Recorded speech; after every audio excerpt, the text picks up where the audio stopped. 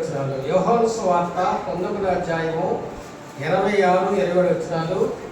నిఖితా గారు వచ్చి చదువుతారు. తర్వాత రేవిళ్ళ గీతం గారు మనకి వాక్యాన్ని ఇస్తారు.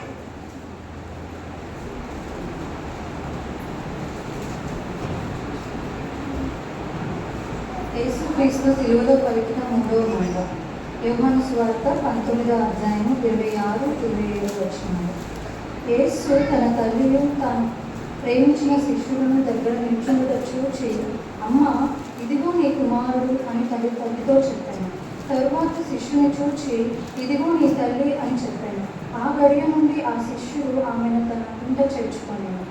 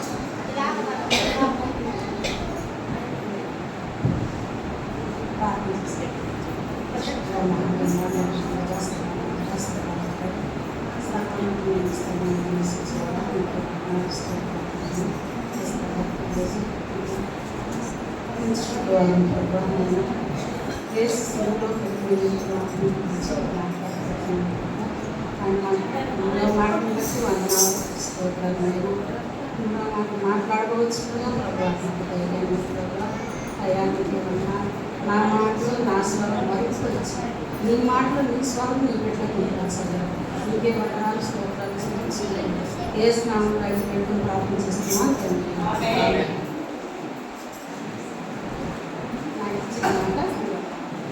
యేసు తన దగ్గర యేసు తన తల్లియు తాను ప్రేమించిన శిష్యులను దగ్గర నిలుచుండట చూచి, అమ్మాయితో కుమారుడని తన తల్లితో చెప్పాడు.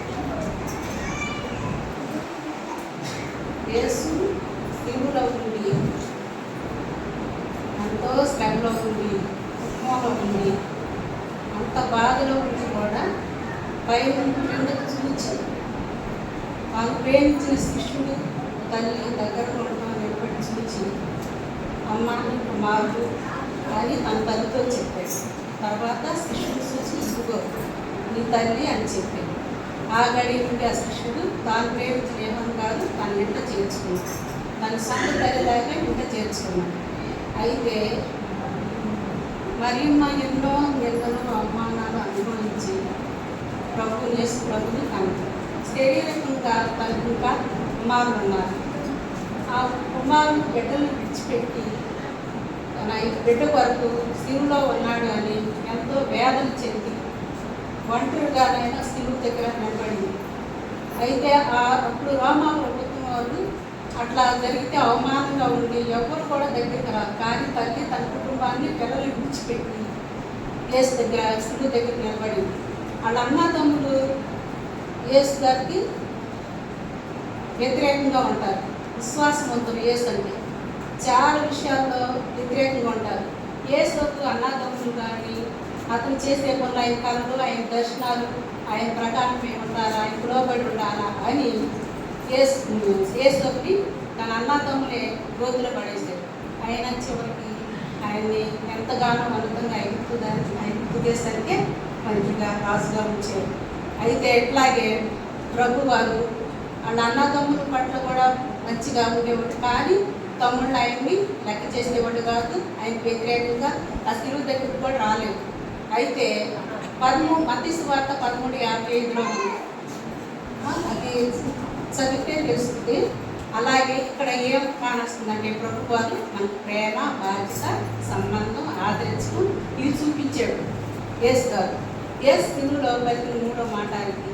అయితే ప్రేమ, బాధ్యత ఎంతో ప్రేమగా చూపించేవాడు. ఆ 7 మాటల్లో కూడా ప్రభు ఎంతో విలువైన మాటలు, ఎంతో అమూల్యమైన మాటలు, త్యాగపూరితమైన మాటలు మాట్లాడాడు. ఎన్నో జీవితంలో ఎన్నో మాటలు మాట్లాడాడు. కానీ చివరికి 7 మాటలు, స్త్రీలో పలికిన 7 మాటలు మాత్రం చాలా అద్భుతమైన విషయాలు.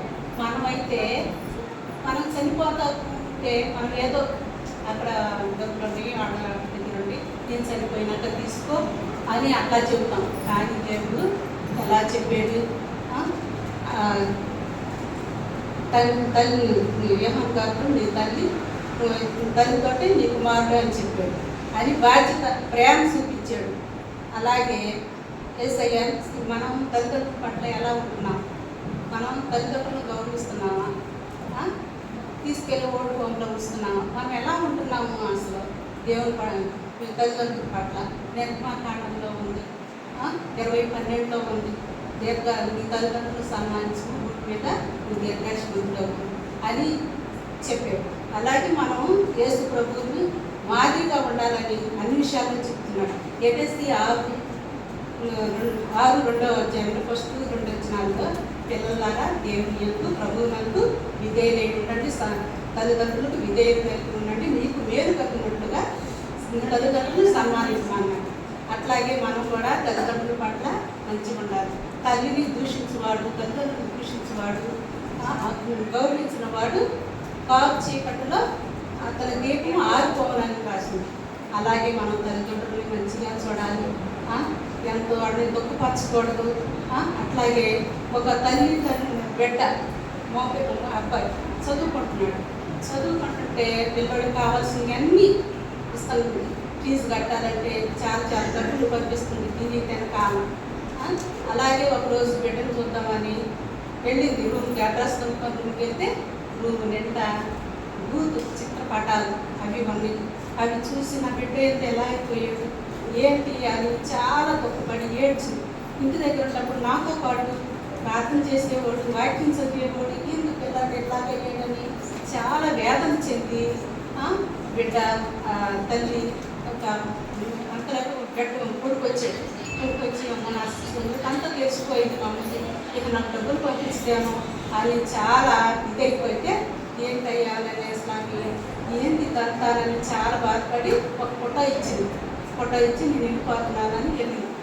ఇక ఆ ఫోటోను చూసుకున్నాడు. అమ్మ ఇది ఫోటో ఇచ్చింది కదా, జ్ఞాపకంగా ఉంచుకుందామని ఆ ఫోటో పక్కన పెట్టాడు. ఇక రోజు పోయి వస్తున్నాడు ఫ్రెండ్స్ తోటి అలాంటివి చేస్తున్నాడు. ఇక చివరి కొనుక్కునేటప్పుడు ఆ ఫోటో పక్కన కనబడుతుంది. ఎన్ని బూత్ ఫోటోలు కదా, చిత్రపటాలు కదా, అవి చూసేలేక ఈ పక్కన ముళ్ళ కిరీటం, చేతులు మేగులు ఇవన్నీ పడుంటం చూసి చాలా రోజుకి కొనుక్కోగానే ఆ బొమ్మలు అవి చూస్తున్నాడు కదా, ఇక ఇవన్నీ తొలగించేసాడు. చిత్రపటాలు, బూత్ ఫోటోలు అన్నీ తీసేసి ఆ ఫోటో మాత్రం ఉంచుకొని, అయ్యా నా కోసం సిలువలో మేకులు పెట్టించుకున్నావా, తల్లకు ముళ్ళ కిరీటం పెట్టించుకున్నావా అని చాలా బాధపడి మోకరించి, అయ్యా నా కోసం ఇట్లా రక్తం కార్చేవని చాలా బాధపడి ప్రార్థన చేసి తన తల్లికి ఫోన్ చేసి చెప్పి ఇట్లా అమ్మా నేను మారిపోయానంటే నా బిడ్డలు మా మాట్లాడయ్యా నాకు తెలుసు, అందుకే నేను అట్లా ఆ ఫోటో ద్వారా ఆ పిల్లడు చాలా మారిపోయాడు. మనం కూడా దేవునిలాగా అట్లాగే మారిపోవాలని మనకు మాదిరి చూపిస్తున్నాడు దేవుడు. అన్ని విషయాల్లో కూడా మాదిరి చూపించాడు. క్షమాపణ గురించి చెప్పి దొంగ ఎడమవైపు దొంగ, కుడివైపు దొంగ ఉన్నాడు. అప్పుడప్పుడే రెప్పపాటున నువ్వు నా రాజ్యంలో చేరుతూ అన్నాడు ఆ దొంగని. అలాగని మనం అప్పుడప్పుడు మనం చేసి దేవుడు క్షమిస్తాడని అనుకుంటారేమో, కాదు. తెలియక చేస్తే క్షమిస్తాడు, కానీ తెలిసి చేస్తే 2 శిక్ష పడింది మనకి. అట్లాగే దేవుడు ఆ బిడ్డలు మార్చేసాడు. ఇక్కడ సిలువ దగ్గర అందరూ పారిపోయారు, కానీ తాను ప్రేమించిన శిష్యుడు మాత్రం ఉన్నాడు. అంటే తాను ప్రేమించిన శిష్యుడు అంటే యేసు ప్రభు అడుగు జాడల్లో నడిచాడు, ఆయన వెంబడించాడు, ఆయన మాట విన్నాడు. అన్ని విషయాల్లో ఆయన మనసు ఎరుగున్నాడు, ఆయన ఆలోచనలు ఎరుగున్నాడు. కాబట్టి తను ప్రేమించిన శిష్యుడయ్యాడు. తన తల్లిని అతనికి అప్పగించాడు. వాళ్ళకు మా తమ్ముళ్ళు ఉన్నారు కదా, వాళ్ళకి అప్పు చెప్పాలని ఆయనకి వాళ్ళకి బాధ్యత లేదు, వాళ్ళ మీద నమ్మకం లేదు. కాబట్టి ఇతనే నాకు నమ్మకస్తుంది, ఇతనే నేను ప్రేమించాను కాబట్టి ఇతనే నా తల్లిని చూస్తాడు, నా తల్లికి బాధ్యత. అంత రక్తంలో, అంత వేదంలో, దుఃఖంలో, శ్రమలో ఉండి కూడా తన తల్లి పట్ల న్యాయం చేశాడు, తన తల్లి పట్ల గౌరవించాడు, తల్లిని ఎంతగానో బాధ్యత వహించాడు. అన్ని విషయాల్లో కూడా మనము ఆయన మాదిరిగా ఉండాలని దేవుడు మనకు చూపిస్తున్నాడు. అలాగే ప్రభు శిలువలో వేలాడుతూ శరీరం అంతా కూడా రక్తశక్త కాకుండా ఉన్న సమయంలో కూడా తల్లిని విడిచిపెట్టాలి. మనమైతే విడిచిపెడతాము, మనమైతే అసలే తల్లిని ఎంతో తప్పు పెడతాం తల్లిదండ్రులని. అలా కాకుండా మంచిగా ఉండాలని దేవుడు మనకు మాదిరి చూపిస్తున్నాడు. అట్లాగే యోహాను సువార్తలో 4 సార్లు అమ్మ అని పిలిచాడు దేవుడు. కానాను విందులో అమ్మ నాకు ఇంకా సమయం రాలేదు అని మాట్లాడాడు. మళ్ళీ ఇంకో దానిలో నాకు కాలం వస్తున్నది, నువ్వెందుకు ఏడుస్తున్నావు 3వ మాటగా. 4వ మాటగా తల్లి ఇదిగో నీ కుమారుడు తల్లి నీ తల్లి అని చెప్పాడు. అలాగే ఈ శిష్యుడు అన్ని విషయాల్లో యోహాను గారికి మంచిగా దగ్గరగా ఉన్నాడు. అలాగే యోహాను గారు పేతురు గారు ఇద్దరు చేపలు పడుతుండగా యేసు ప్రభు గారు అక్కడికి వస్తుంటే అక్కడికి వచ్చిన టైంలో పేతురు గారు గుర్తుపట్టడానికి ఎవరు అన్నట్లుగా చూస్తున్నాడు. కానీ యోహాను గారు తాను ప్రేమించిన శిష్యుడు కాబట్టి ఈయన యేసు ప్రభు అని గుర్తుపెట్టాడు. అంటే తాను ప్రేమించిన శిష్యుడు కాబట్టి తనకి ఎంతగానో దగ్గరగా ఉన్నాడు కాబట్టి తన తల్లిని అప్పగించాడు. అలాగే